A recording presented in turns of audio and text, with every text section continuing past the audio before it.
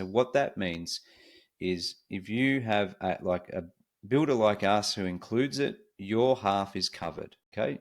Not the neighbour's half. So in the event that we can't get a hold of your neighbour and they can't contribute their half of the fence, you will be paying for their half separately, which is not priced up front.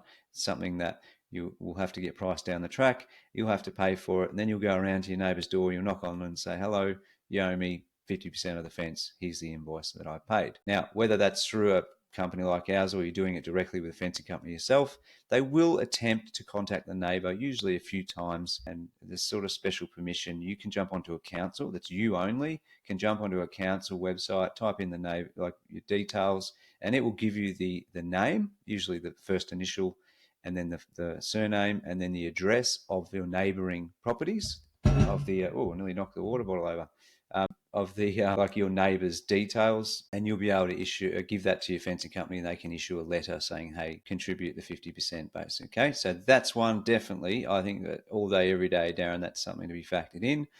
If fencing's already up, you can expect that knock on your door instead. Okay, so just be mindful of that. Please be aware and factor fencing and gates in. And some estates do also include fencing, which is great. So when that's the case, awesome. But that may not include those wing fences, so you could be up for that cost. Just worth being mindful of. The other bit I was going to say with your fences is there is definitely an obligation upon the person who owns that block to pay for their half share, but there is a process to follow. So you do have to you can look up fencing regulations and they'll tell you what that process is to make sure that you've notified them that you want to put the fence up and stuff.